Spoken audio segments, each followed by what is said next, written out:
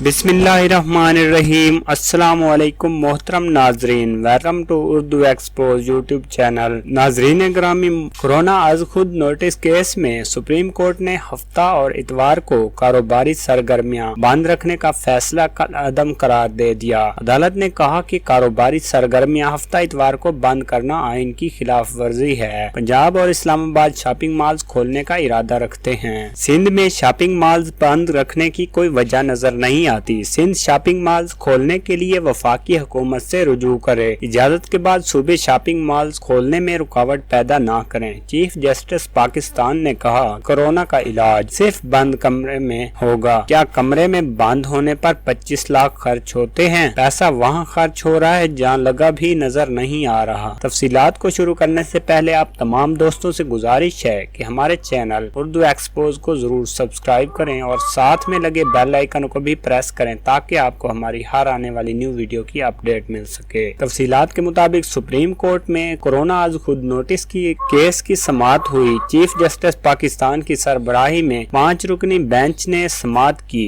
Chief justice ने कहा कि कोरोना का इलाज सिर्फ कमरे में बंद करना है। क्या कमरे में बंद होने पर 25 लाख खर्च होते हैं? चीफ जस्टिस पाकिस्तान ने इस्तफसार किया पोलैंड से कितने लोग मर जाते हैं? वफाकी सेक्रेटरी सेहत ने कहा कि पोलैंड से कम बेश 1000 लोग मर जाते हैं। चीफ जस्टिस ने कहा कि अभी डेंगू आए और 50,000 लोग मर जाएंगे। सरकारी अस्पताल से कोरोना टेस्ट मस्बत, निजी लैब में मनफी निकलता है, जिसे दिल करता है कोरोना का मर्ज करार दे दिया जाता है। पैसा वहाँ खर्च हो रहा है जहाँ भी नजर नहीं आ रहा। चीफ जस्टिस गुलजार अहमद ने कहा कि अवाम हुकूमत की गुलाम नहीं है। पाकिस्तान में बहुत गुर्बत है, लोग रोजाना कमा कर ही खाना खा सकते हैं। चीफ जस्टिस पाकिस्तान ने कहा कि कराची पोर्ट पर अरबों रुपए का सामान पड़ा है जो बाहर नहीं आ रहा। लगता है कराची पोर्ट पर पड़ा सामान समंदर में फेंकना पड़ेगा। चीफ जस्टिस ने इस्तफसार किया कि क्या किसी को मालूम है 2 माह बाद कितनी बेरोजगारी होगी? बंद होने वाली सनतें दोबारा नहीं चल सकेंगी। सारा इल्जाम एनडीएमए पर आएगा। क्या करोड़ों लोगों को